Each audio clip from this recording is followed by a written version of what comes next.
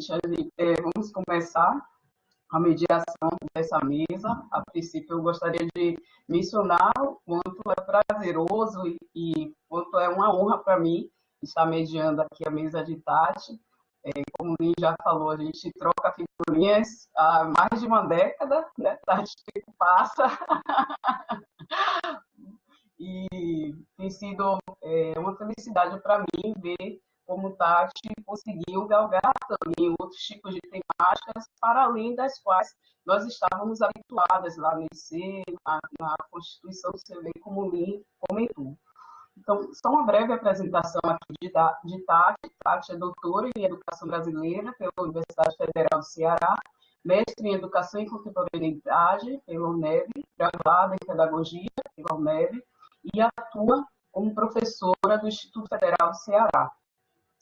É pesquisadora do grupo de pesquisa Linguagens e Educação IEJE e do grupo de pesquisa Comunidades Virtuais. E tem um currículo paralelo, que não está aqui no Lattes, é mãe de Mali e companheira de Andy. Andy, eu sempre confundo, desculpe, Andy. E hoje vai estar falando para a gente sobre ativismo em rede, processos formativos e relações étnicas raciais. Contigo, Tati.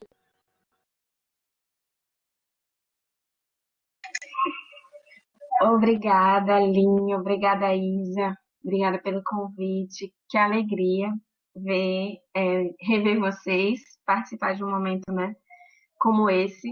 Eu estava falando para ali mais cedo que minha mãe me perguntou se estava nervosa de apresentar para você ver, porque estar com vocês para mim envolve muitas emoções, né? Emoções distintas, assim, e a alegria é uma delas. A alegria em ver a Zileide, em ver Sui, que eu estava me lembrando aqui, eu vi a Suiane fazendo o mestrado dela e eu admirava, achava ela, primeiro, uma professora muito bonita, né? E admirava também já as pesquisas que elas faziam, ela, Juliana, Camila e Isa, né? Também já, naquela época eu era da graduação, Isa também já cheia de graduação, né? E de história, então são as minhas irmãs mais velhas, pessoas que eu admirei e para mim é muito bom estar aqui de novo, Zileide, todos os momentos de formação que a gente vivenciou juntos, os perrengues e tudo mais. Prazer. Trazer as pessoas que eu também não conheço e que a gente vai se conhecer aqui agora. Linha, eu queria te agradecer também, especialmente, aproveitar esse momento, porque você investe, como Isa falou, investiu e investe na gente de diferentes formas, né?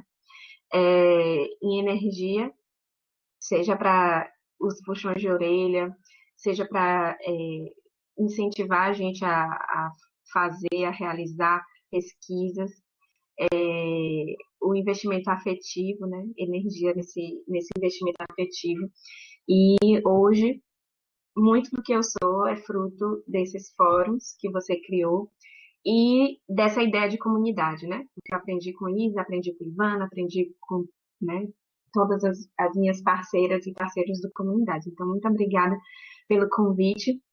O que eu vou apresentar hoje é fruto de tudo isso.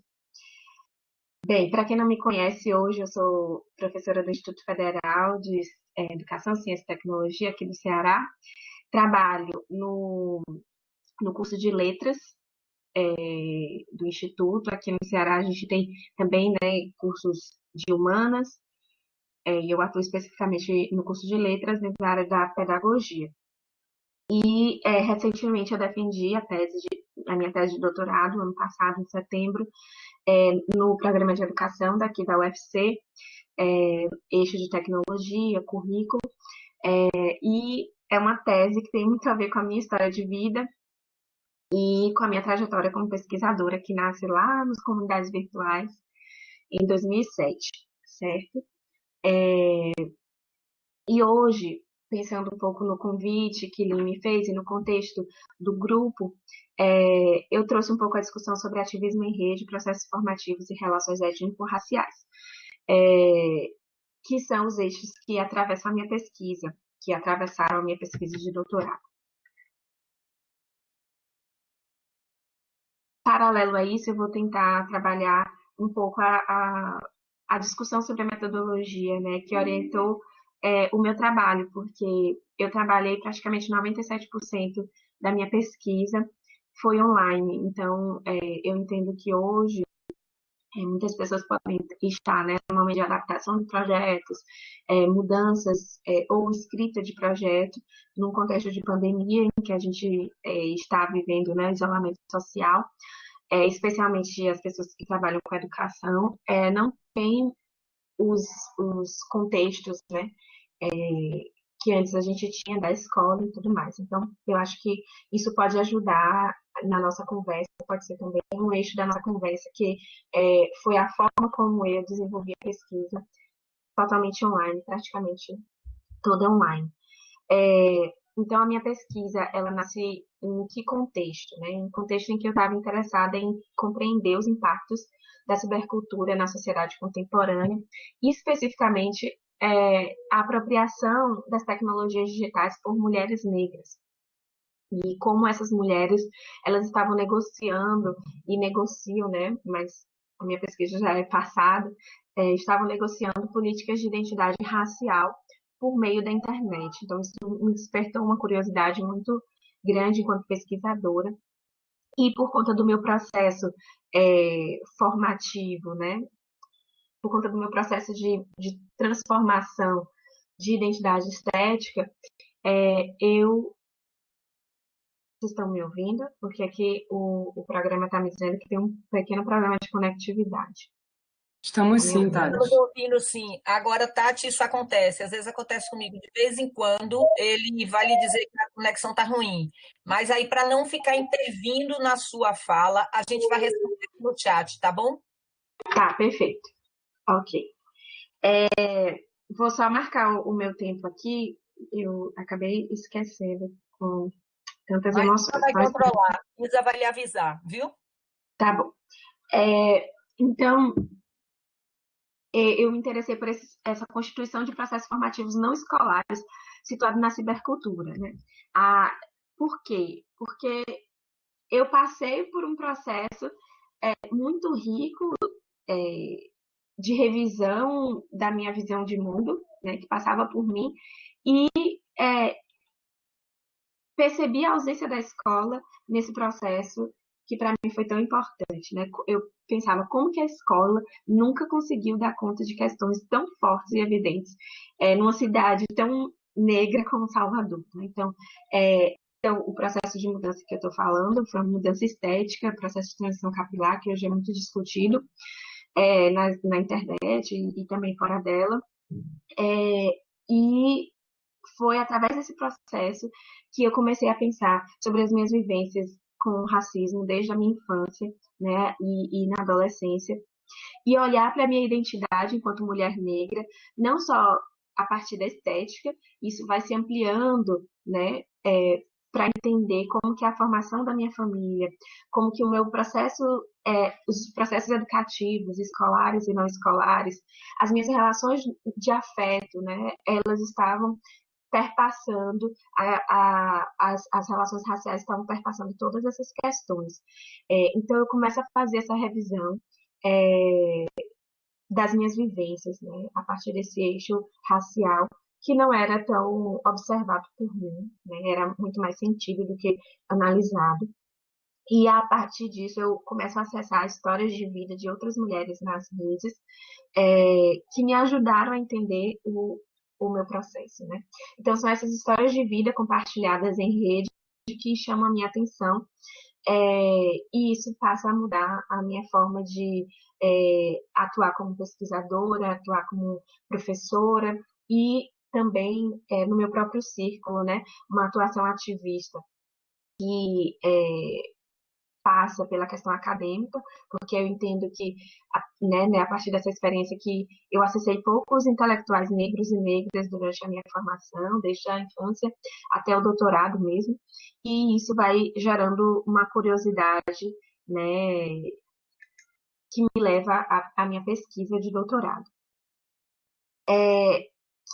essa pesquisa, que foi também muito acolhida, né, na época pelo meu orientador, porque essas discussões ainda eram iniciais, é, foi sendo desenhada sobre o ativismo dessas mulheres e os processos formativos que esse ativismo poderiam constituir. Então, eu desenhei essa pergunta: de que maneira o ativismo em rede, protagonizado por mulheres negras no YouTube, por meio de narrativas audiovisuais, articula processos formativos decoloniais?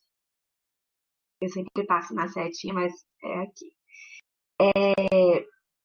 E a partir dessa pergunta, né, eu traço como objetivo geral compreender como o ativismo de mulheres negras no YouTube articula processos formativos decoloniais e, para isso, eu desenhei esses objetivos específicos, né? Então, eu estava interessada em, primeiro, em compreender as características dessas narrativas. Que narrativas são essas, né?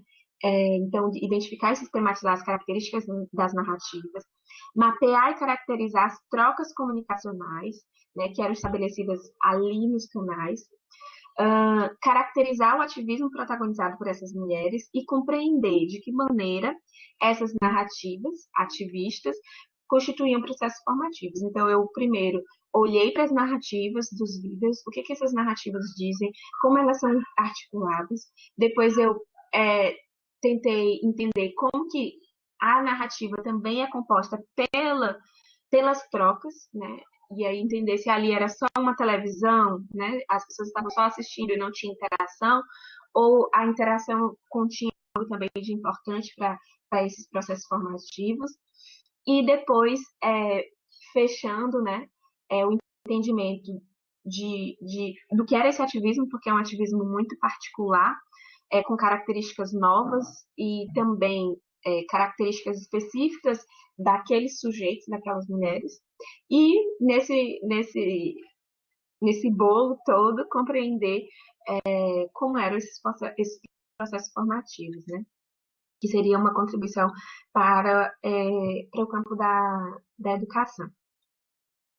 A minha pesquisa, ela foi localizada, né, no âmbito das pesquisas qualitativas. Ela não é uma etnografia, minha pesquisa, porque a minha escrita não foi uma escrita etnográfica, mas eu bebi muito da etnografia, do campo da etnografia, da antropologia, e é um pouco disso que eu quero compartilhar com vocês, porque eu aconselho muito, né, as pessoas que vão desenvolver pesquisas online que conheçam esse âmbito da pesquisa da etnografia online. Então, a minha pesquisa qualitativa, né, porque eu estava interessada no significado que as pessoas dão às coisas e à sua vida, então, o significado que aquelas mulheres atribuíam àquela experiência. A fonte direta dos meus dados era um ambiente natural, o YouTube. Eu discuti na minha metodologia a especificidade e a validade da observação de campo online. Eu vou falar um pouco sobre isso, porque há uma desconfiança nas pesquisas que são feitas totalmente online, principalmente dentro da antropologia, que estava acostumada com outras formas de lidar com o outro, com o nativo, né? E a inclusão de uma reflexão sobre a mediação técnica na pesquisa, que é algo importantíssimo, que o grupo do professor Rifiotes e Jean Segata vem ampliando essa discussão, e eu acho que é importante para quem está pesquisando online. Eu vou explicar um pouco melhor isso.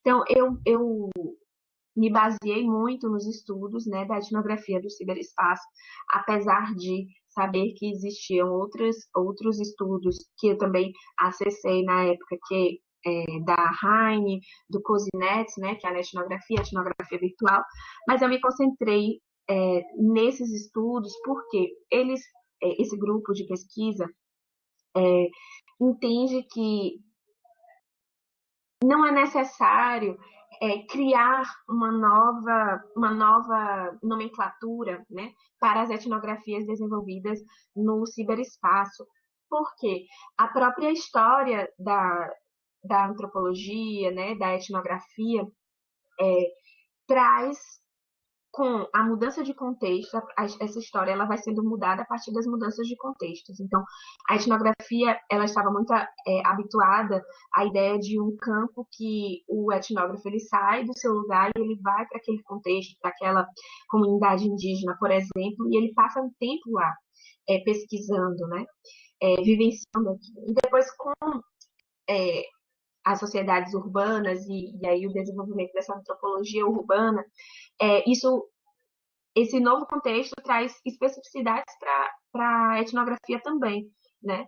Que é, por exemplo, a permanência no campo já não é a mesma, então o etnógrafo ele tem um movimento na cidade que vai interferir, né, na forma como ele vai lidar com o campo.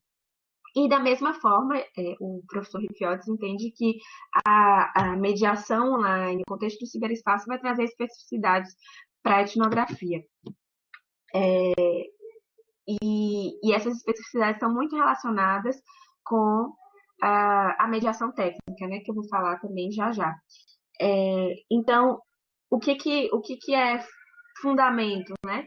É entender que os próprios pressupostos epistemológicos da pesquisa etnográfica permanecem, né, quando a gente vai fazer pesquisa online. Então, a compreensão da realidade a partir da perspectiva dos nativos, a gente não faz pesquisa dentro da etnografia, né? A partir só da observação, a gente acessa os nativos, a gente quer entender qual a perspectiva deles sobre aquela experiência. A ideia do estranhamento, né, que é importante, por exemplo, para a gente que é da educação, tornar o que é familiar em exótico e o que é exótico em familiar. Às vezes a gente vê aquele estudante que está sempre ali caladinho no final, no fundo da turma. Então, aquela experiência, aquela imagem é familiar. Mas a etnografia pede que a gente estranhe o que é comum, o que já é familiar para a gente nos contextos de pesquisa, em que a gente é nativo, por exemplo. E a reflexividade, que é entender o seu lugar, né? Hoje a gente fala do lugar de fala, um pouco parecido, a ideia de entender o seu lugar nessa pesquisa, né? Então, no meu caso, era entender como que eu, mulher negra, compreendi a minha leitura sobre esse fenômeno ia interferir desculpa, eu acho que eu me atrapalhei na fala, mas como que o meu lugar enquanto mulher negra interferir no meu olhar sobre a experiência dessas outras mulheres negras, seja pela empatia, seja pela dor que eu sofri, que é parecida com a delas, enfim, né? Várias questões que devem estar lá na minha reflexão sobre o meu objeto, sobre a minha metodologia. Então, o professor Rifiotes, ele traz algumas problematizações que eu acho que são importantes, que é a especificidade e a validade da observação no campo online. Houve, né, sempre essa desconfiança. Como assim uma pesquisa online que você vai entrevistar pelo computador? Isso não é confiável, né? Então, ele questiona isso, diz, mas por que você acha que você sentar face to face com uma pessoa significa que ela não vai manipular as informações, né? As pessoas manipulam informações de toda forma. A inclusão, e aí você tem que dizer que a sua pesquisa é bem muito.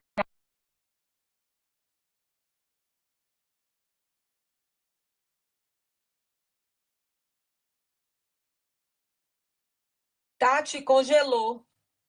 Tá nos ouvindo? Deixa eu ver se ela caiu, peraí.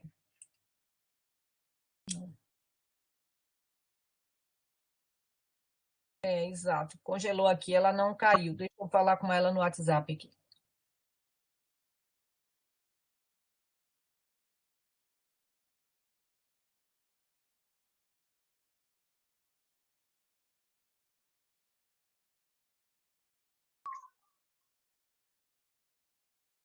Oi, gente. Onde parei? Onde ficou parado?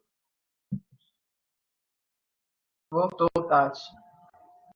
Você estava explicando exatamente até que ponto não há uma credibilidade durante, né, a realização de uma entrevista face to face, né? Então, você estava problematizando isso mediante aí ao que o professor Rifiotes acredita, né?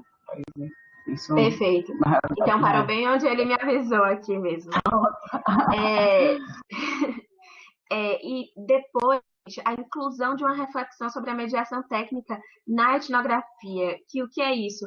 Óbvio que existem duas questões. A primeira é pensar que a própria interface do YouTube, por exemplo, no meu caso, ela possibilita e impede algumas formas de interação. Então, como a plataforma permite vários comentários, né, naquele vídeo, eu tenho que entender que para a vlogueira é humanamente impossível responder todos os comentários, né, que ela possa receber ali. Então, a interação com os sujeitos, com aqueles interlocutores, vai sofrer interferência da própria plataforma. Então, esse grupo ele bebe muito também da teoria ator-rede, né, do Bruno Latour, que trabalha com a ideia da agência dos objetos também. Então, isso é problematizado na etnografia online. E, por outro lado, pensar que a minha relação com essas mulheres, ela também passa pela interferência da tecnologia, porque, por exemplo, essas mulheres recebem milhares de mensagens no dia, e aí eu mandava uma mensagem, a minha mensagem era uma entre milhares de mensagens. E aí o tempo de resposta é diferente, a relação que eu estabelecia com elas era muito difícil por conta disso também. Então, tudo isso perpassa o seu caminho metodológico. É diferente de eu dizer, olha, hoje eu vou lá na escola e eu vou tentar encontrar com a professora está lá todo dia, a menos que ela falte, tal, tal, tal. Então, são questões específicas, mas não necessariamente a gente precisa criar uma outra nomenclatura para isso, ou outra definição, enfim. E essa dupla condição de nativo e pesquisador, né? Eu era nativa porque eu era seguidora desses canais e depois eu me torno pesquisadora estudando esses canais. Bem, então eu trabalhei com essas três blogueiras, eu chamo de blogueiras, tá? Eu aportuguesei, né, o termo. Não falo muito youtuber para não dar mais bola para o YouTube, até porque elas não são, né, funcionárias necessariamente do YouTube. A Ana Paula Chongani, a Gabi Oliveira e a Luciane Assis.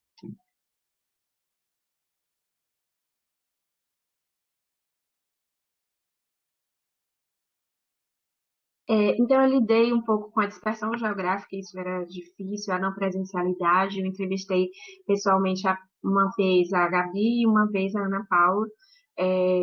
Encontrei pessoalmente Gabi e Lucielen uma vez só, e a Ana Paula eu fui uma vez para o ABCIBA, e aí em São Paulo eu entrevistei ela e acompanhei ela em algumas ações.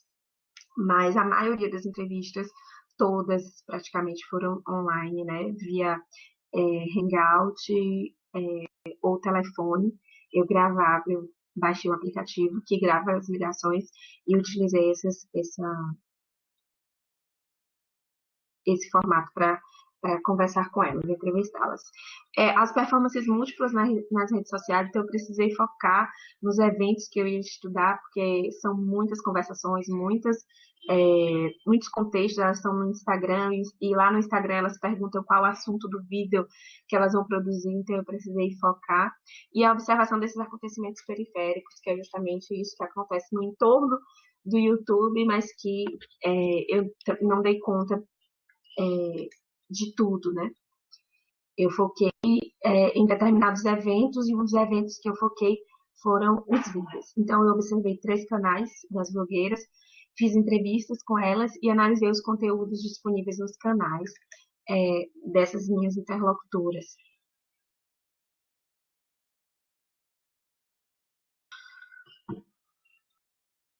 Desculpem, é porque demora um pouquinho a passar, eu não sei. Minha memória não lembra exatamente o que é que tem no próximo. Mas eu acredito que é sobre os eventos. Então, tá aqui os eventos analisados, 11 eventos da Luciene, 12 da Ana Paula e 15 da Gabi Oliveira. Comecei a estudá-los e a observá-los em 2016. E aí a minha prática era muito... Desligar a câmera. Tá bom. A minha prática era muito de fazer prints, né, daquilo que eu observava e tudo mais, mas eu participava dos canais também. E como foi que eu fiz esses critérios, né? Eu selecionei esses vídeos. Primeiro, os vídeos que estavam alinhados aos objetivos e temáticas do estudo proposto. A indicação de importância do vídeo publicado, segundo os critérios das próprias blogueiras, tendo em vista os objetivos delas com o canal que elas gerenciam. Então, se elas me dissessem, Tatiana, você viu que aconteceu aquilo ali? Aquele vídeo repercutiu assim, assim, assado. Então, eu corria lá para ver aquele vídeo, porque eu estava interessada nas repercussões quantitativas quanto nas repercussões qualitativas. Então, às vezes, um vídeo, ele viralizava, mas muitos não viralizavam, mas trabalhavam com conteúdos que eram importantes para mim, para a pesquisa, na verdade. Eu estou tentando desligar a câmera, mas não sei se está desligando. Você está congelada, Tati. Então foi porque eu desliguei. Está aparecendo, mas ela não tem movimento. Então, ela deve já ter, de alguma forma, bloqueado. Mas a gente está te ouvindo bem. Perfeito, vou continuar. Então, gente, as entrevistas, elas me ajudavam a compreender melhor os aspectos da minha temática que eram observados nos canais e que constituíam, para mim, pontos de interrogação e de dúvidas no processo da observação. Então, as entrevistas eram importantes para isso. Se eu tinha alguma dúvida sobre algo que eu observei ou os significados que elas atribuíam a determinada experiência, eu acessava isso a partir das entrevistas. E conhecer exatamente isso que eu falei, a visão das blogueiras sobre os eventos por mim observados. Bem, essa é a metodologia, depois vocês podem fazer perguntas mais específicas, mas de forma geral foi assim que eu trabalhei de 2016 a 2019, fazendo a observação desses 3 canais, selecionei alguns eventos, fiz entrevistas, as entrevistas não eram...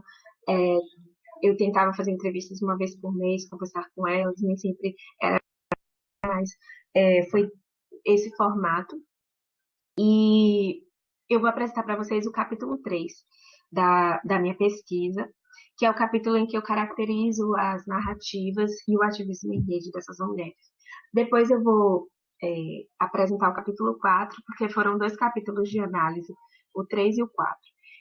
Eu vou apresentar o 4 muito en passant, só para que vocês entendam um pouco como foi que eu trabalhei a questão dos processos formativos, tá? Por conta do tempo, mas aí eu abro para as perguntas e a gente pode aprofundar. Então, quando eu trabalhei os capítulos, eu organizei os meus objetivos, né? Então, 2 dos meus objetivos foram trabalhados nesse capítulo e 2 em outro. Esse daqui são os 2 objetivos de caracterização das narrativas e caracterização do ativismo. Fica a dica, né? Sendo bem blogueirinha. Fica a dica para quem está fazendo pesquisa, né? Sempre voltar para os objetivos para você entender se você está atendendo aquilo que você se propôs e perceber isso no texto. Isso me ajuda. E aí eu vou começar do final para depois discutir melhor essas questões. Mas quais foram as principais características que eu observei dessas narrativas? Elas estavam centradas na história de vida dessas mulheres, elas discutiam identidade estética e elas tinham uma característica ativista. E aí eu vou explicar por quê. Mostrando alguns vídeos, né? Então, essas mulheres, mostrando alguns vídeos, não, trechos, né, de vídeos.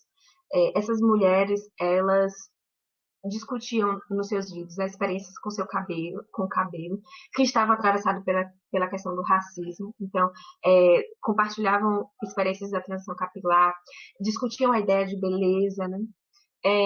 Experiências com racismo e acontecimentos cotidianos eram também relatados por elas, e a partir disso elas faziam uma análise social da condição de mulher negra, né?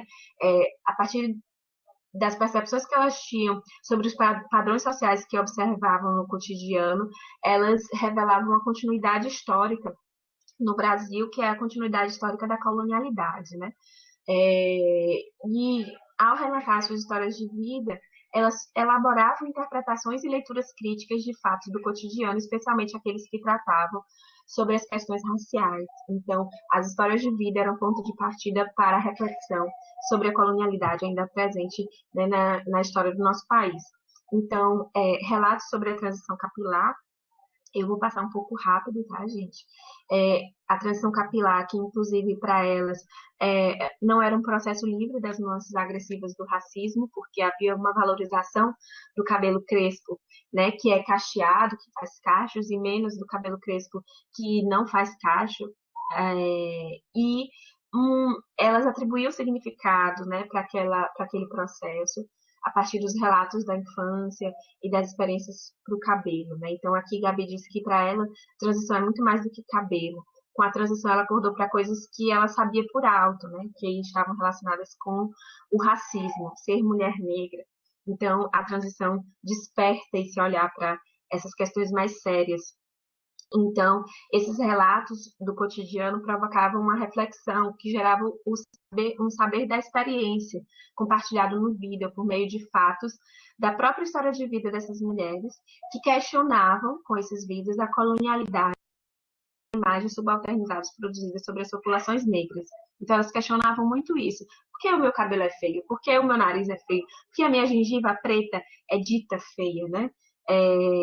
Esse lugar do belo também é um lugar de poder. E a colonização utilizou bem disso, e ainda hoje a gente sente os reflexos disso na nossa sociedade. Então, isso é parte desse processo formativo, né? Essas reflexões que elas produziam. Depois, o tema era muito centrado em identidade estética dos canais, né? Eram muito centrados nisso, apesar de não tratar só disso. Então, as histórias de vida que elas traziam tinham muita relação com a identidade estética. E é a partir dessa temática que elas desenvolvem o ativismo delas com pautas a serem debatidas. Por exemplo, a ausência de maquiagem para mulheres negras, né? Vai surgir mais aqui a solidão da mulher negra. É só porque o meu slide está demorando a passar, eu quero só ver os exemplos que eu trouxe. Bom, identidade estética e autoestima, né? A busca por um ideal inalcançável de beleza que é branco ainda no Brasil. E aí a Gabi fala sobre esse efeito de séculos de destruição da nossa autoestima. Ela discute que uma Miss Negra não vai mudar isso, né? São muitas questões a serem discutidas e pensadas. Então, como a nossa autoestima é afetada por isso.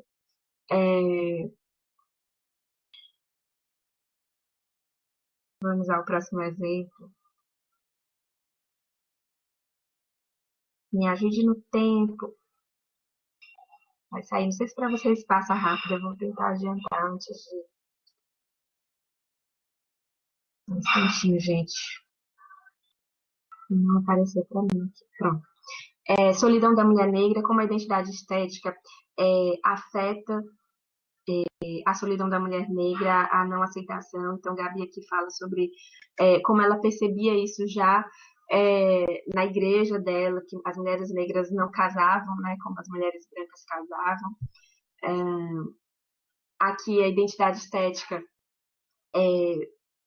a Lucielen fala, né, em um vídeo, ela comenta um story de um homem branco que publicou essa imagem com homens negros no fundo, dizendo: eu roubei seu celular numa festa.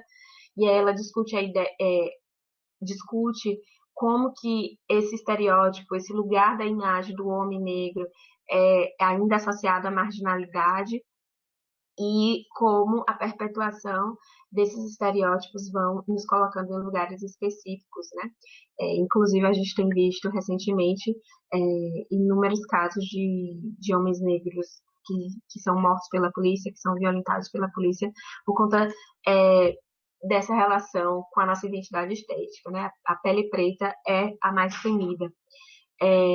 Então, os vídeos indicavam uma apropriação política dessa plataforma YouTube, né, que é comercial, a gente vai falar sobre isso quando fala de ativismo, mas como um espaço de ressignificação da identidade negra, né?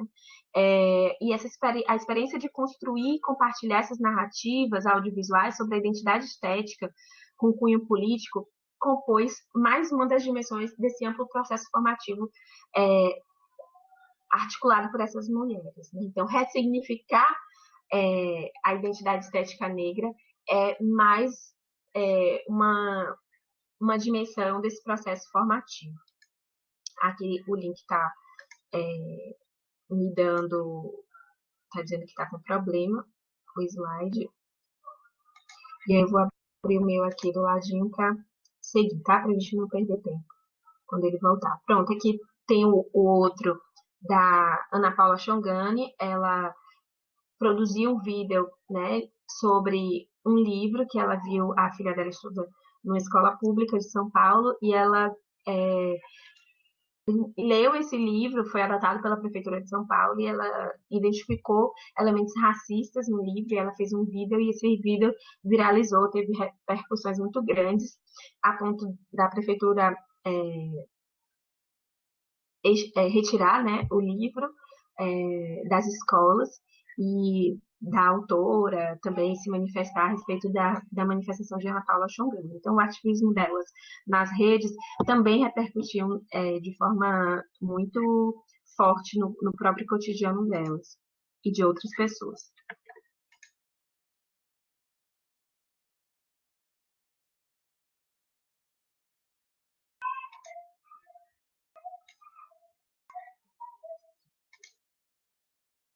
Só um instantinho, gente.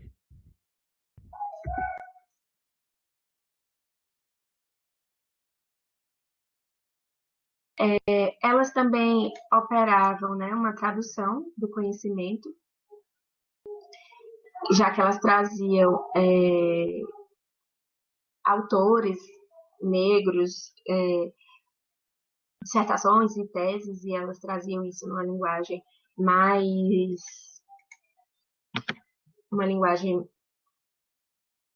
simples, né? Então aqui Gabi, ela fala sobre por que ela decidiu fazer um vídeo tão teórico sobre autoestima, e ela recupera a fala de Malcolm X.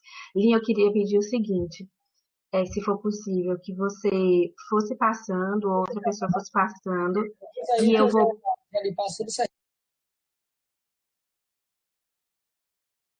Não sei se você se me ouviu bem. E aí eu vou passando aqui, porque fica mais rápido. Você quer que eu vá passando? Eu posso ir passando aqui. Deixa eu ver como é que eu passo aqui. Isso. Porque eu passando aqui no meu, que não é da plataforma, eu vou mais rápido. Eu acho que eu estou fazendo pausas que talvez interfiram no tempo final da minha fala. Tá, deixa então ele tirar do status, porque eu acho que não pode ter duas pessoas passando. Me dê um tempo aí para eu testar aqui. Não, tranquilo. Enquanto eu vou falando, você vai tentando aí. Tá bom? Tá. Eu vou continuando. Então, gente, essas eram características, né, das narrativas, e, além disso, essas narrativas elas tinham um caráter ativista, né, porque havia uma disputa de narrativas com a mídia tradicional sobre o que sobre a própria identidade estética da mulher negra, que não estava tão associada a lugares subalternos, então há uma disputa. Esse lugar subalterno não é o lugar que nós queremos estar, né? Uma busca de transformação do olhar atribuído à estética da mulher negra e essa tradução do conhecimento em rede, que é algo que o Boaventura de Souza Santos ele trabalha quando ele fala de alguns movimentos sociais, que esses movimentos sociais eles operam uma tradução do conhecimento, né? E aí eu falo dessa tradução do conhecimento em rede, que é o que os movimentos sociais fazem. Muitas vezes pegam discussões da academia e trazem para os grupos, né? Eu consegui, Tati. Pronto, eu estou bem aí, ativismo. Pronto. Aí eu vou ficar atenta a você agora. Pronto. Então, esse ativismo, ele era característica dele, né? Estruturado com base nas experiências das blogueiras com o cabelo, constituído em rede na relação delas com seus seguidores, formado inicialmente pela produção de vídeos, né, com esse objetivo de compartilhar essas experiências, e a construção de uma narrativa alternativa à mídia tradicional. E também era centrado nas discussões sobre identidade estética da mulher negra. Esse ativismo também, gente, ele não é um ativismo anticapitalista, né? Ele possui articulações com o mercado e com relações de consumo dessas mulheres negras. Então, havia também um questionamento. Aliás, toda vez que eu apresento a minha pesquisa, as pessoas me questionam, mas e as empresas, né, que passaram a patrocinar, porque muitas delas que eu trabalhei eram mulheres negras de pele retinta, com cabelo crespo ou endredado, e na época que a gente trabalhou, as empresas não tinham interesse em trabalhar com mulheres, né, retintas, de pele escura e com cabelo de dread, eram mais mulheres negras de pele clara, como eu, mas com cabelo cacheado. Era uma luta, um ativismo que objetivava a luta contra opressões raciais e de gênero, né, que atingiu mulheres negras e homens negros. Não estava centrada numa luta anticapitalista. E aí, por fim, essa construção de narrativa engajada indicou para mim uma apropriação também da plataforma YouTube, que tinha como objetivo, né, o rompimento com as representações das mulheres negras numa perspectiva colonial. Romper com a narrativa colonial que a mídia tradicional sempre difundiu. E essa experiência de construção de uma narrativa ativista, né, a ideia de construir uma narrativa que vai atingir o outro, que vai mudar a vida do outro, da outra, né, constituiu também esse processo formativo, porque quando eu penso, olha, eu quero te dizer algo sobre o que eu vivi, olha, essa experiência cotidiana de racismo, ela está presente não só na minha vida, como na sua, isso gera mudança, isso gera reflexão, isso gera processos formativos, né? Aí eu estou no slide 37 agora, já no capítulo 4. Que eu vou passar para vocês rápido, né? E aí eu acho que eu vou ter... Vai passando isso. É o momento em que eu caracterizo as trocas comunicacionais, né? Eu foco não tanto no conteúdo, mas nas trocas que são desenvolvidas por elas nos canais. Pode passar.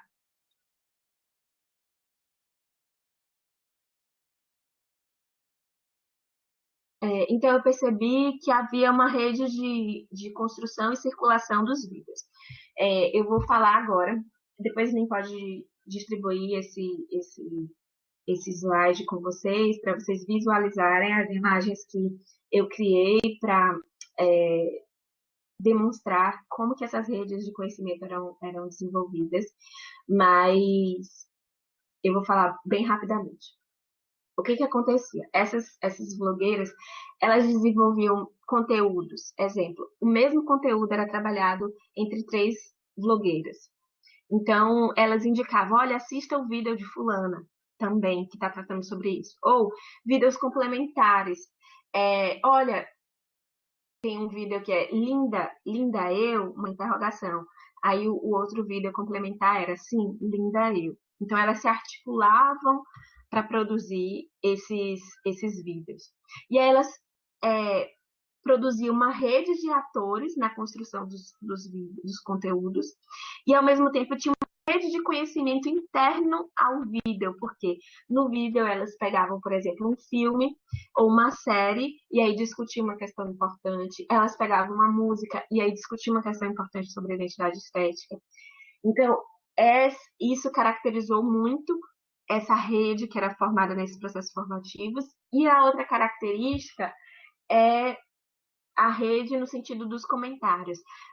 Não percebi uma troca tão intensa entre as blogueiras e os seguidores, mas os vídeos geravam conversações entre os próprios seguidores, né? E aí eu relato isso na minha tese e demonstro como que as pessoas, ao assistir aqueles vídeos, elas traziam significados para aquela narrativa a partir das suas histórias de vida e ali gerava uma conversação no canal que nem sempre tinha a centralidade dessas mulheres, né?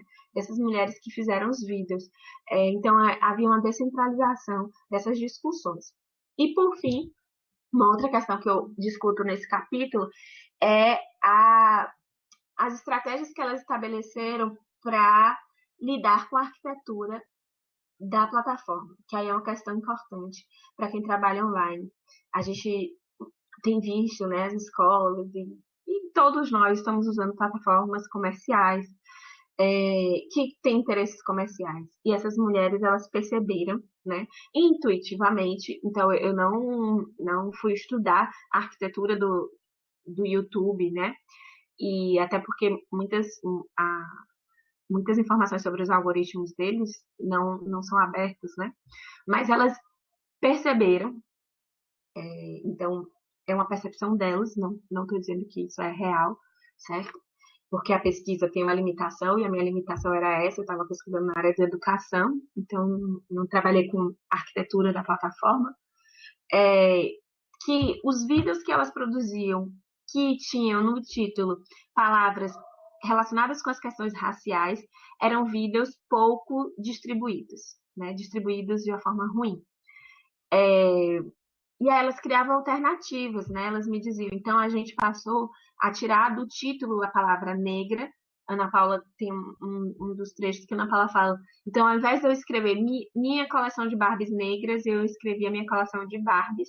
E aí na imagem eu colocava, na imagem do vídeo, negra, para que o algoritmo não alcançasse isso e não localizasse ou classificasse o meu vídeo como assunto sensível. E elas pediam também, faziam um trabalho de pedir para as pessoas curtirem, compartilharem, porque tudo isso ajudava na distribuição dos vídeos. E isso gerava, obviamente, por que eu observei isso? Porque isso atingia o ativismo delas, né?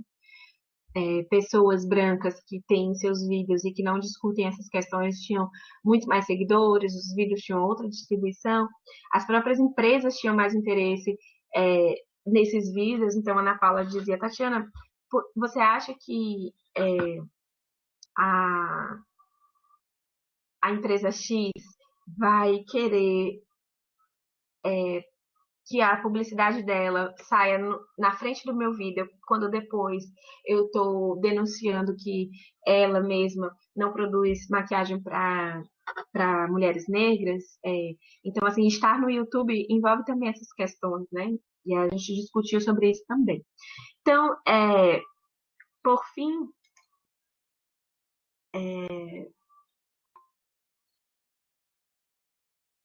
desculpa, Linha, não falei para você passar, mas enquanto eu estou indo para as considerações finais, vocês podem ver, tá?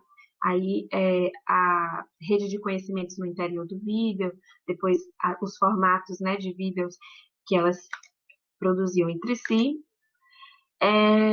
Então, gente, por fim, eu observei que existia na apropriação dessa plataforma a criação de espaços de construção de políticas identitárias, né? Essas mulheres, elas negociavam as ideias, negociavam a imagem que era atribuída, né, às populações negras. Elas estabeleceram uma crítica à colonialidade presente nas imagens subalternizadas, né, e produzidas sobre as populações negras. E elas construíram uma autoria que estava, como eu posso dizer, estava para além dessa interdição que a gente conhece, né, que é muito atribuída a nós, mulheres, e a nós, mulheres negras, né? A gente vive a interdição sexista, né, e racista, o racismo epistêmico, que a gente vive na academia, que a gente vive em vários lugares, e elas superaram essas barreiras, né, quanto às suas autorias.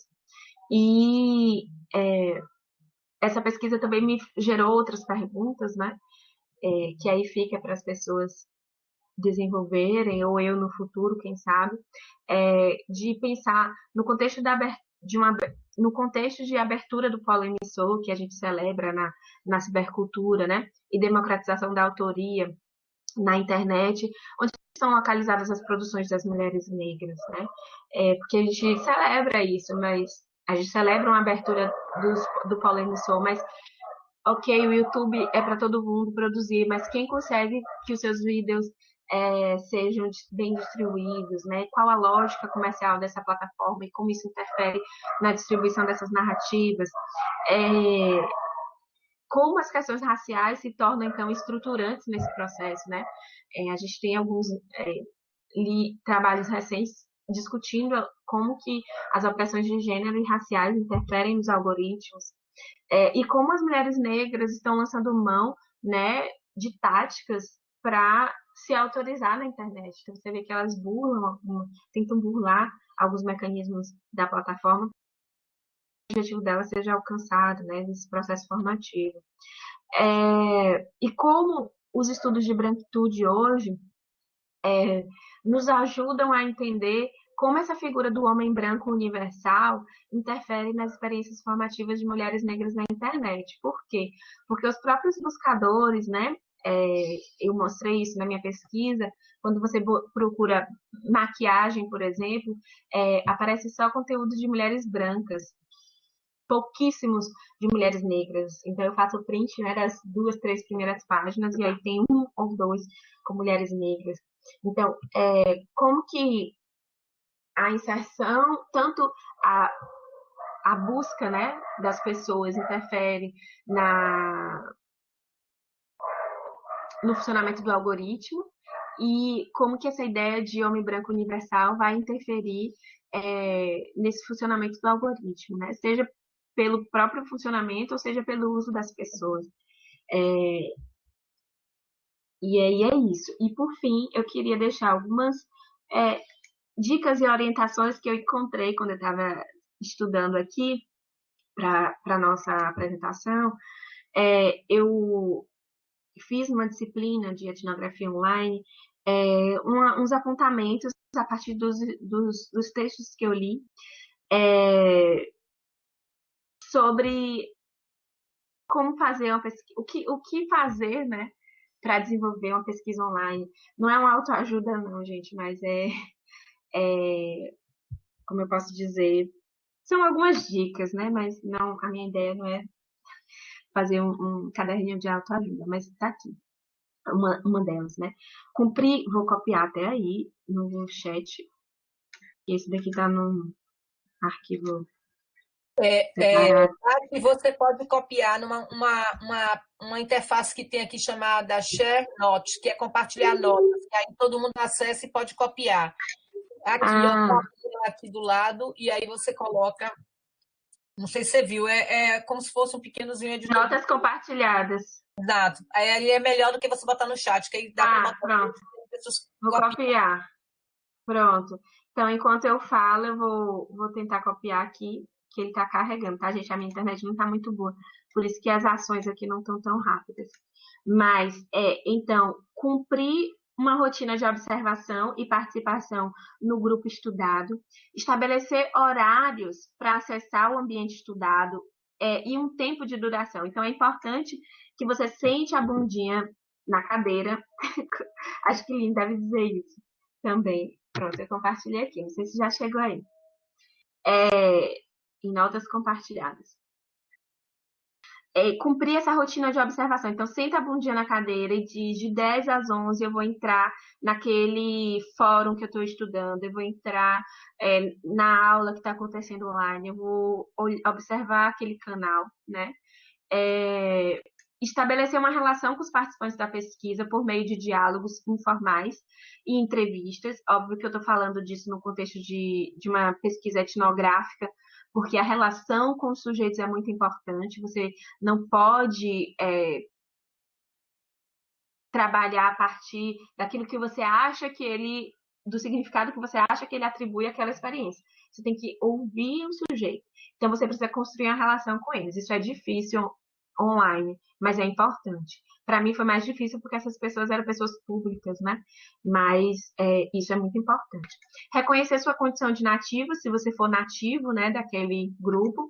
Assumir o papel de pesquisador ao realizar as observações, identificando a fronteira entre o lugar de participante do grupo e de pesquisador. Então, no meu caso, eu já não acessava o YouTube, tanto que depois até, para mim, é muito difícil voltar para o YouTube, porque foram tantos anos, né, estudando, eu já não era mais aquela pessoa que ia lá como hobby no domingo ou ver um vídeo no YouTube. Eu precisava criar uma sistemática de estudo que tinha a ver com esse assumir um papel de pesquisador. Refletir como a condição de nativo afeta o olhar para o fenômeno estudado através da escrita do diário de campo. Então, todas as questões que surgiam para mim, eu precisava anotar e refletir. Será que elas não estão respondendo a mim porque eu represento uma instância que elas querem negar, que elas não gostam, que é a academia, né? Uma mulher negra na academia?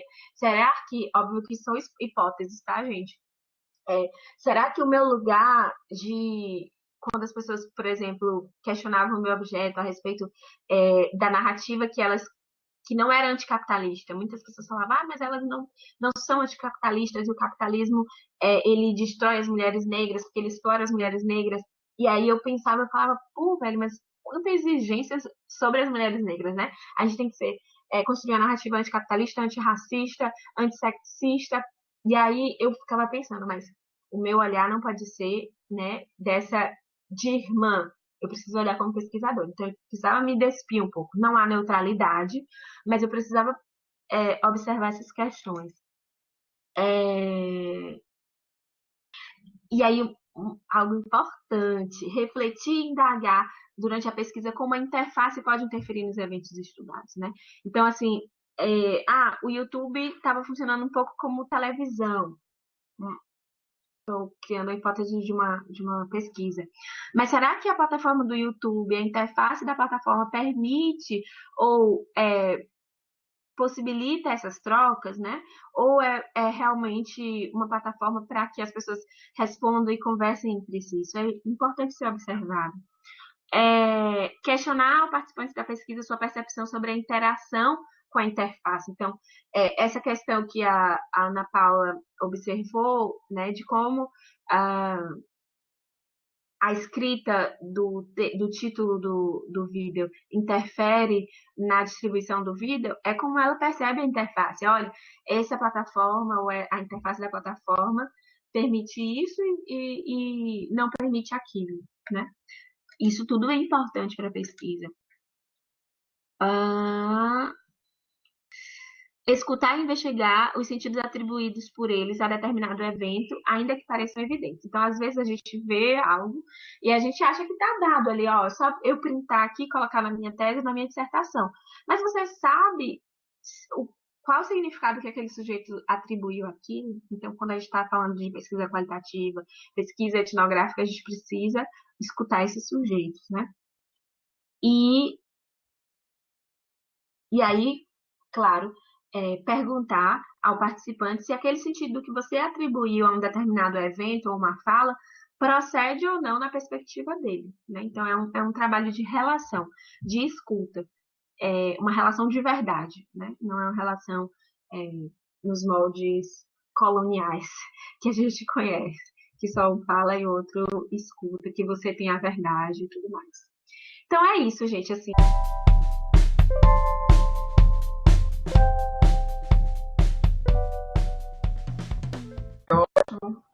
Eu acredito que você está dentro do tempo aí, a gente ainda tem um espaçozinho para poder estar dialogando, para que as pessoas possam fazer perguntas. Eu gostaria de te agradecer, foi muito bom te ouvir. É, eu aprendi muito com tudo que você falou sobre, né, etnografia, decolonialidade, apesar da gente ouvir, Acabei não sentindo. vocês conseguem me ouvir? Então, apesar da gente já perceber que existe, que há já na STEAM, né, as discussões a respeito, é sempre muito bom a gente observar na prática como é que se constitui, como é que você conseguiu elaborar a sua tese tendo esse casamento. Eu fico feliz em saber também que você foi uma precursora aí, uma vanguardista neste momento atual em que estamos vivendo, onde a vida se reduz aí, né, a gira em torno de uma tela, né? Todas as nossas atividades agora, a gente está aqui aprendendo contigo através de uma tela. Então, é bem peculiar você falar que 97% da sua pesquisa foi realizada aí através também desse intermédio, né? Na modalidade virtual. Então, Tati, eu tenho uma pergunta para você. Eu solicito que as pessoas que queiram também fazer perguntas à Tati possam estar se inscrevendo para a gente organizar um pouquinho aqui nesse momento de discussão. Eu te provoco da seguinte maneira, Tati. Você menciona, né, que logo lá no início da sua pesquisa, você se inquietou em saber que a escola ela não aborda esse tema. A gente observa que há toda uma conjuntura diferente dos tempos que eu presenciei, diferente dos tempos que você presenciou. Eu estou falando, né, digamos assim, de ensino fundamental. E eu queria te provocar assim, como é que essa temática ela pode chegar lá nas escolas, né? Principalmente na fase embrionária, que é quando as crianças estão formando a sua identidade.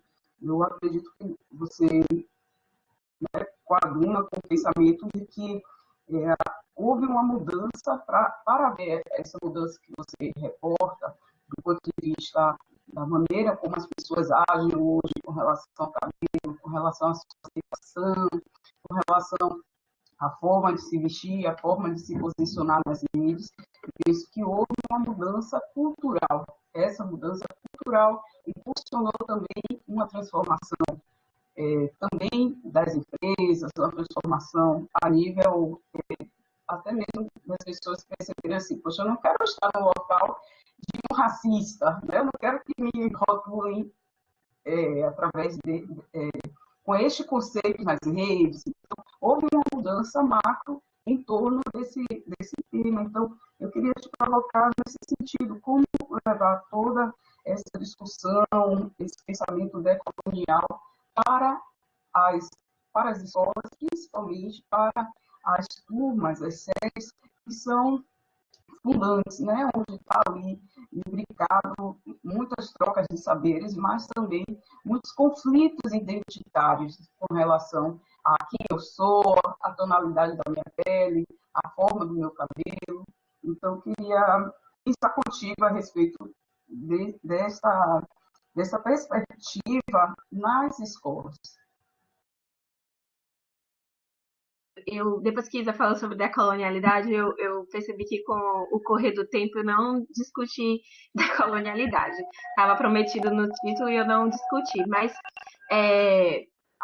eu penso, Isa, que essa ideia, né, da decolonialidade é pensar a partir dessa desumanização, né, que aconteceu por conta do processo de colonização. Reconhecer que a colonização acabou, mas a colonialidade ela persiste. E a colonialidade é justamente esse pensamento que foi difundido pela colonização, num processo de exploração, né, de determinadas populações negras e indígenas, e esse discurso ele precisava ser difundido e acreditado, né, de que nós somos seres subalternos e que existia uma superioridade branca. Então, a gente precisa primeiro a gente quiser pensar uma escola antirracista, pensar uma escola descolonizada, a gente precisa reconhecer a colonialidade presente ainda na nossa vida. E a colonialidade nas escolas está presente de diferentes formas. Na forma como as professoras, por exemplo, lidam afetivamente com os seus alunos.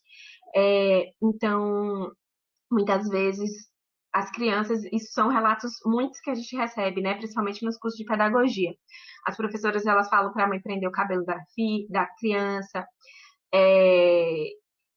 As professoras, elas dão mais carinho às crianças brancas, principalmente na educação infantil.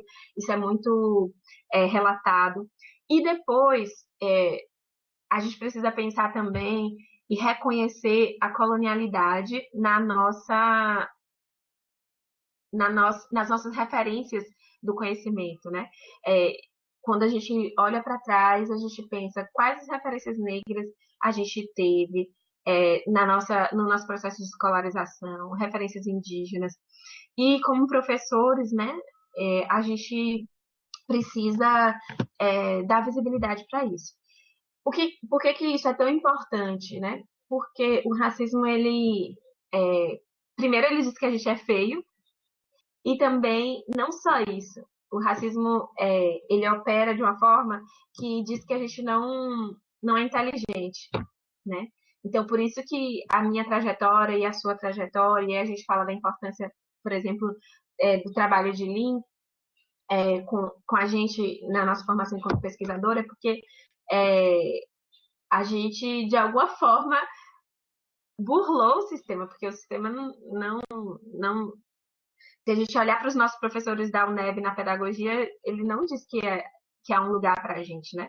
A maioria do colegiado da pedagogia lá da UNEB era branco quando a gente fez graduação. E aí isso significa que dar referências negras e indígenas para essas crianças, referências positivas, né? Mostrar que elas também podem, né? Então, eu acho que é isso. Então, enquanto pessoas brancas que muitas vezes não querem, acho que isso fez parte da sua pergunta, né? Não querem se ver nesse lugar, olhar o seu lugar mesmo como pessoa branca que vivenciou uma escola que estava lá para você, né? Literatura, né? Na literatura, enfim, em diversas áreas. Mas que você pode hoje construir uma outra história. Não sei se eu respondi bem a sua pergunta. Sim, Tati, sim. Eu acho que assim, caminha por essa vertente. A representatividade, ela interfere muito hoje como professora negra, mulher, dentro de instituto completamente rodeada por homens, né, e homens predominantemente brancos. Eu observo que faz diferença, né, o fato de você levantar outras bandeiras, trazer outras pautas, e algumas das alunas que hoje eu acompanho, elas já se sentem muito mais à vontade até de abordar alguns temas como esse, que é considerado um tema sensível, coisa que há algum tempo elas poderiam ser taxadas como isso é besteira, você está enxergando preconceito e racismo em tudo. Então, acho que é importante o que você menciona. Eu penso que também há necessidade de trabalhar, né? Você coloca na sua fala a questão dos processos formativos. Então, eu também penso que é importante a gente caminhar por esses processos formativos, porque uma pessoa ela realmente só vai poder mudar a forma como ela age e a forma como ela se pensa, né? Como você mencionou aí a respeito da própria autoestima, mediante uma mudança na forma de pensar, no seu processo de conscientização. Então, eu caminho também por essa vertente de que a gente precisa cada vez mais conscientizar as pessoas do potencial que elas têm, das não-verdades que lhes foram ensinadas ao longo da história, permeia aí o que você fala, trazendo literaturas, trazendo outros tipos de embasamentos que não o que usualmente nos são apresentados. Então, eu coaduno completamente aí com o que você menciona. Eu vou trazer aqui algumas perguntas que o pessoal colocou no chat. Por exemplo, o DPH menciona, não sei se é homem ou se é mulher, porque está em sigla, mas menciona assim: houve algum trâmite com o comitê de ética da pesquisa? E ainda menciona, né? Gostaria de ouvir mais sobre o termo ou conceito de freelogueiras. Pode falar mais um pouco? Então, essas são algumas das perguntas que estão aqui, Tati. Se você. É Deilson, ou Dielson, desculpe, Dielson, não sabia qual seria a sigla. Então, são essas as perguntas de Dielson, Tati, sobre o Comitê de Ética, e se você pode falar um pouquinho mais sobre as velogueiras. Isa, eu posso fazer a complementação de uma pergunta rapidinho? Yane.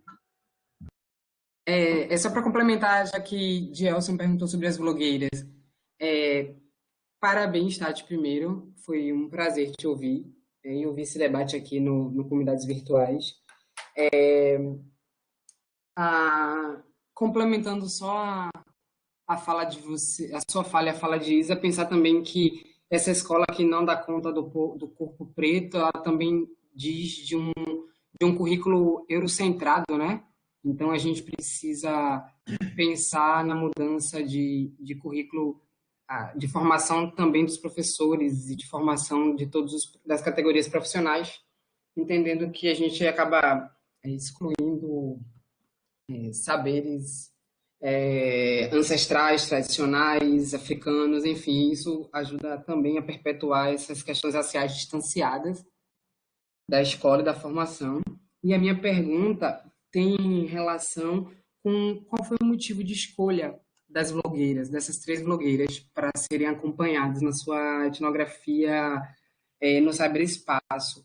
Pensando que você, em um dado momento, Tati, falou, por exemplo, da questão da luta anticapitalista dentro da relação da luta antirracista, né? Isso é uma questão muito importante no movimento, porque racismo e o capitalismo se coproduzem e se cofortalecem na manutenção do colonialismo hoje em dia. Então, quando você escolheu essas blogueiras, foi a partir de quê? Porque me parece que elas 3, né, eu as acompanho nas redes sociais, elas têm o mesmo pensamento sobre não levantar debates acerca desse anticapitalismo. Então, foi uma escolha proposital dessas 3 blogueiras, porque, penso, teria havido uma possibilidade de escolher blogueiras que tivessem a luta antirracial, mas questões distintas dentro dessa luta, para a gente entender a construção desse ativismo, né, a partir de bases que diferenciassem um pouquinho. Então, eu queria entender isso. E aí, aproveitando, por último, a fala que você fez sobre os algoritmos e a influência deles na manutenção de questões raciais ou de não potencializar vídeos ou conteúdos que abordem a questão da luta antirracial, desculpa, da luta antirracista. E aí eu faço um convite para o dia 31 de agosto, que a gente vai ter um debate do Comunidades Virtuais aqui, né, da UNEB, sobre plataformas, algoritmos e opressão estrutural. Então pode ser também um novo momento de encontro para a gente dar continuidade a esse debate tão importante. Era isso, obrigada.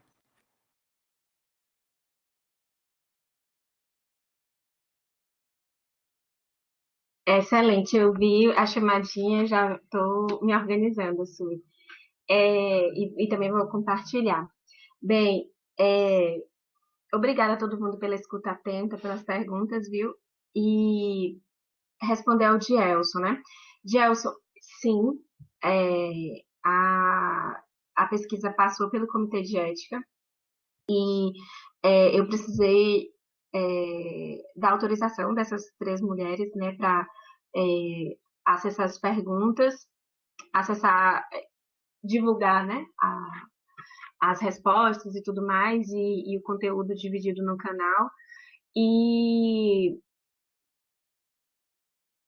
Sim, eu acabei esquecendo, deu branco agora de uma questão específica sobre o comitê de ética, que...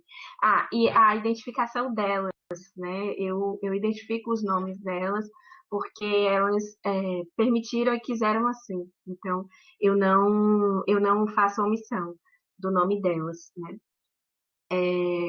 Para identificar os comentários, eu teria que falar com pessoa por pessoa, então isso é um problema para o comitê de ética. Eles entendem que as pessoas por exemplo, os comentários, né?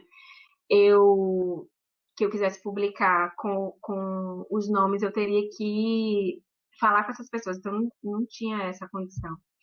Então, isso foi também um limite, né? Para quem pesquisa fóruns, isso é uma questão, principalmente quando são fóruns generalistas na internet e tal.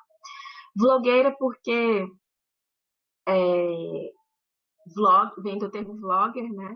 Vlog, e vídeo, é, produtor de vídeo, e aí vlog, e aí eu abrasileirei, mas no início eu usei youtuber, mas como eu acessei também essa discussão, toda essa discussão sobre os interesses comerciais da plataforma, eu não quis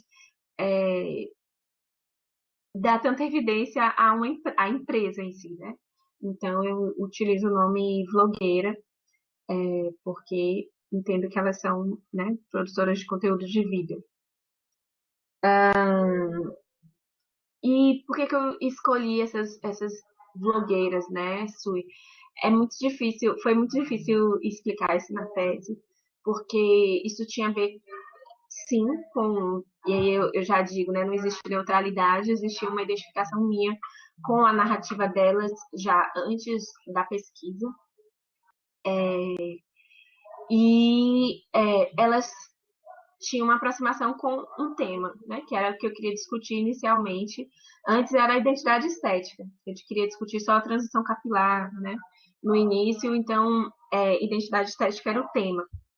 Então, primeiro acessei a Gabi, depois a Luciela, e por último entrou a Ana Paula, que não fez transição capilar. A Ana Paula é filha de uma família ativista e ela, desde pequena, ela já se reconhece negra e tem essa construção positiva do ser negra. Então, ela, diferente das outras, ela não passou por esse processo, né? E aí eu centrei nisso, identidade estética das mulheres negras. E na temática dos canais, né?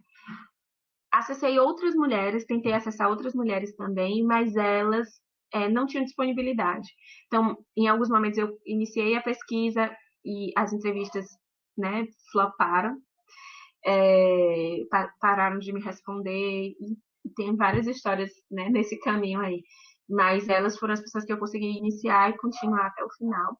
E eu fiquei feliz porque tem uma representação de mulheres negras de pele retinta, cabelo crespo, né? E embredado. Então, foi isso. E a discussão sobre algoritmos, eu acho que ela está aí para ser feita, né? A minha pesquisa, ela só revela a ponta de um iceberg que precisa ser discutido. O professor Tadeu, agora deu um branco no nome dele, ele é da ABCIBA, ele faz discussões importantes também sobre algoritmos, que a gente precisa aprofundar. E eu acho que todas essas discussões estão centradas nesse lugar central do homem branco universal. A tecnologia hoje ela é produzida a partir disso, né? Então, isso precisa ser revisto. E eu vou fazer de tudo para participar dia 31. Estou com a bebezinha, mas nem sempre eu consigo participar de todas as lives que me interessam, as discussões, mas essa eu quero muito participar. Eu acho que é isso. Gostaria de saber que, ao final da pesquisa da tese, os investigados tiveram acesso, qual é o retorno deles. Ainda não. Eu preciso dar esse retorno. Eu ainda tenho dúvidas sobre como eu vou fazer esse retorno, assim, compartilhar o link, óbvio, mas se eu já pensei em compartilhar a pesquisa até no YouTube mesmo, mas ainda não sei se é o mais adequado. Gelson. Eu quero falar também, Isa, só um rapidinho, só agradecer mais uma vez a Tati, a disponibilidade, e parabenizar pelo trabalho.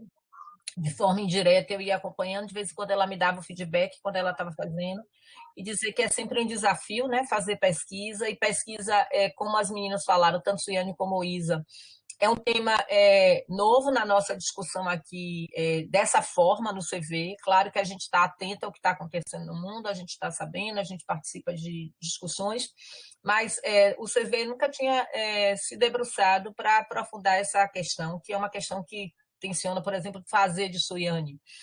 E agora o de Tati. Então, eu acho que é uma discussão da ordem do dia extremamente relevante. Cotidianamente, a gente se defronta com questões de violência que envolve a questão da etnia, não é? E isso nos incomoda de diferentes formas, não só no cenário nacional, no nosso cenário aqui no Brasil, mas também no internacional. A gente tem visto isso crescente e nos incomoda muito. E tem uma coisa que eu acho que é relevante, que passa pela questão que Isa colocou, e que a última pergunta, né, do retorno, né, que eu acho que o importante é que isso chegue para as escolas, para os professores, para os alunos, de alguma forma, Tati, porque apesar dessa discussão ter crescido bastante no nosso contexto, mas ela ainda está muito presa no contexto acadêmico, né? Ou então na mídia, que eventualmente posta ou coloca alguma discussão em torno dessas preocupações tão relevantes. Então, eu acho que agora o importante, a segunda fase, que é o grande desafio, é levar isso para a educação básica, para que as crianças elas comecem a perceber, a se perceber, né, de forma diferenciada dessa perspectiva hegemônica que predomina, especialmente dentro dos livros didáticos, nos discursos dos professores e na sociedade que a gente está. Então, parabéns, parabéns demais. E também outra coisa, né, que se já é um desafio você escutar sujeitos no presencial, imagine escutar sujeitos no ambiente da cibercultura. Então, tudo isso torna a sua tese extremamente importante e relevante, porque você venceu vários desafios aí. Então, eu fico muito feliz com a sua produção, com a sua conquista e com as contribuições que você traz para a comunidade acadêmica de maneira geral e agrega valor também a gente à comunidade. Parabéns. Obrigada, Aline. Obrigada, gente, pela escuta também aqui. Não é fácil com tantas coisas acontecendo dentro da nossa casa, dentro da nossa vida, né? Parar e ouvir a experiência de outras pessoas. Obrigada pela escuta. Eu acho que o meu trabalho, eu sempre me perguntei, né? Eu estou no contexto de um programa de educação, mas eu estou pesquisando o universo, né, que não é escolar, como que isso vai, de certa forma, trazer impactos para a educação, né? E eu acho, Lin, que é um pouco isso, né? O meu novo desafio é fazer essas aproximações agora. E eu conto com vocês, assim, eu sempre, Isa fez na minha apresentação ali, eu sempre coloco que eu sou pesquisadora do CV, e eu espero muito que a gente tenha boas pontes, né? Continue essas pontes e que a gente possa fazer essa interferência nos nossos contextos. Fica o desafio para todas e todos nós aqui, tá bom? Muito obrigada pela escuta de todo mundo e eu espero voltar aqui outras vezes para escutar vocês, as pesquisas de vocês. Estou só nesse parêntese que é a licença maternidade, mas em breve eu quero estar de volta.